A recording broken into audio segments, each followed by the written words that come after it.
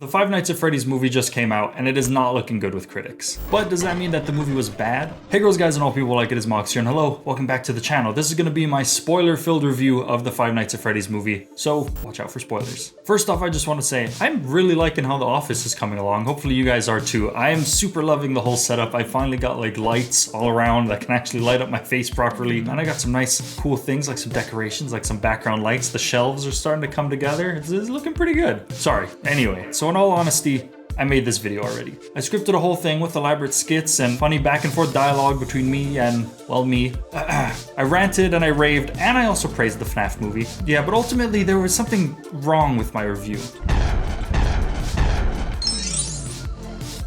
Yeah, it was over 2 hours of bro yapping. So I decided to try this again and try and stay a little more positive. Not to worry you, I did really like the movie. I wanted to start off by saying, again, I'm a massive fan of FNAF, and I really like the movie. And I might get a little critical at times, but that's just because although I really liked the movie, I didn't think it was perfect. And I really wanted it to do as well as it could so that we could continue to get more FNAF movies and media and things. I will talk about how it could have been perfect in a future video, however, so stay tuned for that. And also, I'm friends with someone who's trying to get into the movie industry, so I think that tends to make me a little more critical of movies at times and see them as more movies, more objectively, I guess, and less subjectively. I don't know. With all that out of the way, was the FNAF movie bad? Okay, so like I said in the last video, the movie was made with fans in mind. And for a game like FNAF, being a fan-oriented movie is a surefire way to not do well with critics, and it shows. But honestly, does that even matter if the fans are happy? Well, I honestly can't even tell if the fans are happy either. I've seen some very mixed reviews. Some fans absolutely loved it, either wholeheartedly or just for what it was, while others seem to think it was pure trash and the whole made-for-fans marketing was just to get people into theaters. Thankfully, I think I've seen more of the former than the latter, but my take on it is that this movie was made with fans in mind, but I also consider this like a FNAF 1 movie for like a season 1 of FNAF movies. Season 1 meaning like early FNAF, and early FNAF meaning like FNAF 1 through 3. It had mystery and a lot of questions that might not have been fully answered, but it made sense. It had a beginning and an end, and that created all the lore that we know from those points. A perfect example of how this could be a setup movie could be Balloon Boy constantly popping up. He's obviously a FNAF 2 animatronic, but in the lore can exist at this time in another location,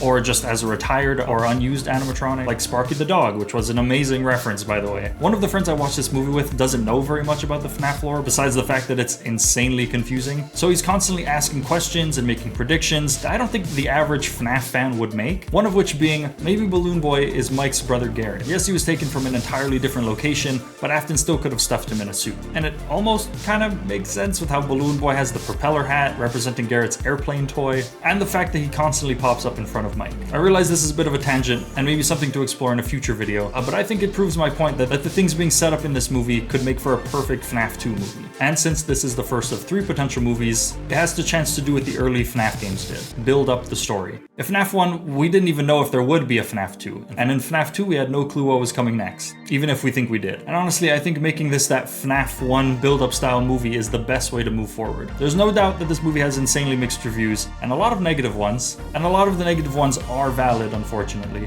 But if they can learn from this feedback and improve the execution and the writing, they could be setting up for an amazing trilogy of movies. So right off the bat, this movie gives us a lot of info. To be fair, it has to, or there would be no difference between watching the movies and playing the games. And yes, I say that in reference to that article from IGN I saw on Instagram. No one was expecting the movies to be closer to the gameplay, and if you watched some trailers, and maybe movies in general once in a while, that just would not have worked. I think they did very well with the lore they used and provided us, though as a FNAF fan, it was a little easy to pick up on things. That isn't always a bad thing in movies, it's just a matter of execution. For example, all us comic book fans knew how Infinity War was going to end, but that didn't make it any less impactful when we saw our favorite heroes get dusted. Unfortunately, I think this movie just fell a little bit short with its execution, in my opinion. I love seeing William Afton suited up in his spring Bonnie suit. I would say that scene was done amazingly, but it's the lead up that left me wanting more. I don't think we needed to see him in the trailer to know that it would happen and that it needed to happen, but I needed to see the tension and the build up for that big reveal to really be impactful. And I don't want to say it's solely because this is a PG-13 movie, but I will say it might have held the movie back a bit. I think PG-13 horror movies can do great, but for whatever reason I felt like it was lacking the level of eeriness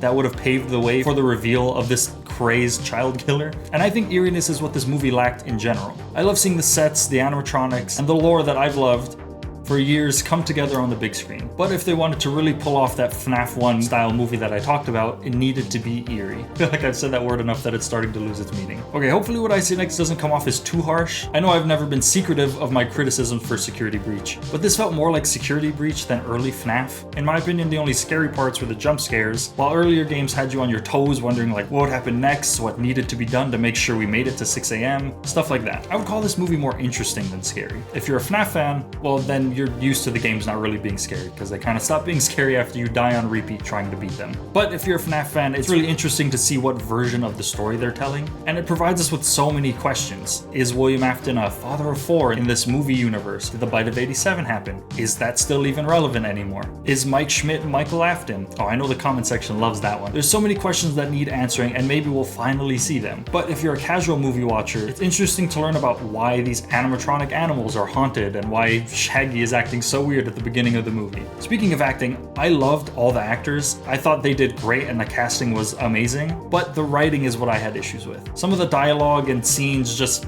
wasn't there for me, and some of it didn't really make sense to me either. Like Afton's last words, for example. I always come back.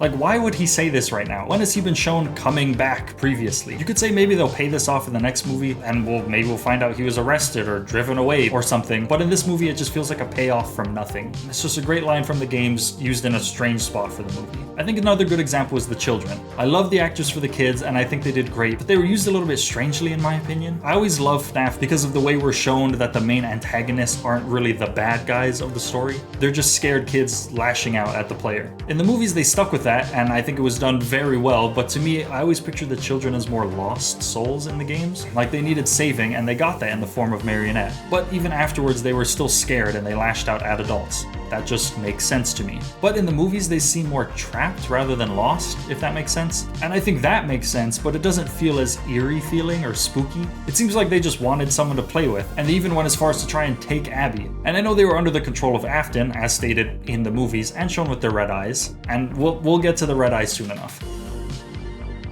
But I would never picture them doing this. Also, I didn't really like how much talking they did. Again, no hate on the actors, I think they did a great job, but I would have preferred more scenes about them just being ghostly and less organized, for lack of a better term. I prefer my FNAF hauntings in the form of whispers and subtle hints and clues rather than just full conversations. But one of my top 5 scenes of the movie was actually one with the kids. It was when Foxy's ghost turns around and their eyes are like fully blackened and they're leaking from the eyes. That was super well done, that was amazing. And I think the movie could have benefited a lot from more scenes like this. There's actually quite a few things that this movie could have benefited from actually. And I'm technically supposed to say this for the next video, so don't tell script writing me. But I think the intro would have been perfect if it started with a flashback, or if the movie had more flashbacks in general. I did enjoy the opening with the old security guard being killed by Foxy at the time, but afterwards it just felt a little unnecessary. And I wanted to like the scene so much, I really did, but I could only bring myself to like it visually. I will say though, I thought the 8-bit intro was perfect, but I really wanted it to be something a little darker and a little more lore filled. But I do appreciate the nod to the older FNAF games having security guards die left and right, but I personally would have preferred a flashback to like the missing children's incident or Fredbear's family diner. And I think the dead security guard could have been referenced in like a newspaper that Mike skims through when looking for job openings or something. They could have some nice big text with a name drop to someone we've seen in the games. And that's something I think I need to give a little more praise and a little bit of ridicule for, the references. I think MatPat showing up had to have been one of the major highlights of the movie for me. He even said the thing. That's just a theory. I think things like this are amazing as a fan of any franchise, and in this case I wouldn't even care about it being cheesy, I just think it's fitting for the territory. But Sparky the dog, an early version of Circus Baby, those are the kinds of niche references that really resonate with fans, rather than scenes like the diner, for example, that felt a little bit out of place to me. But I do understand they needed a way to give Mike incentive to stay and work at Freddy's. I'm just really not a big fan of the aunt and that whole side story. I don't think she was really necessary. I think they could have just said Mike was gonna lose the house or something, but I don't know, that's just me. But more cheesiness like MatPat and weird niche things would have been a welcome addition, and I think would have made the movie way better. There are a bunch of scenes that I personally would change to make this my perfect ideal FNAF movie, but that's another video for another day. So that brings us back to the question, was the Five Nights at Freddy's movie a bad movie? From a critic's view, it seems so. But as a fan or even just a casual moviegoer with the right perspective,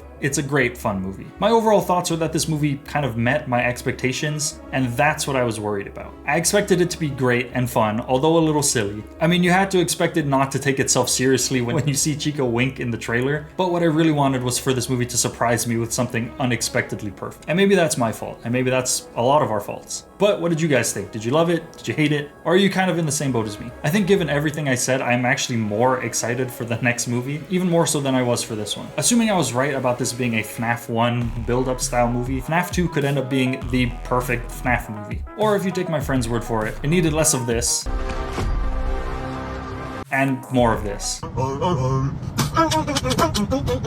But yeah, that's gonna be just about it. Thank you guys so much for watching. If you have any thoughts or predictions, let me know down in the comments below. I'm super hyped for the upcoming FNAF stuff. I heard there was some leaks about a potential new game, and that's insane to me. Hopefully that's gonna be super well done, super awesome. And I'm excited for the movies. It's always fun to get a fresh take on a story that just slowly became more and more convoluted.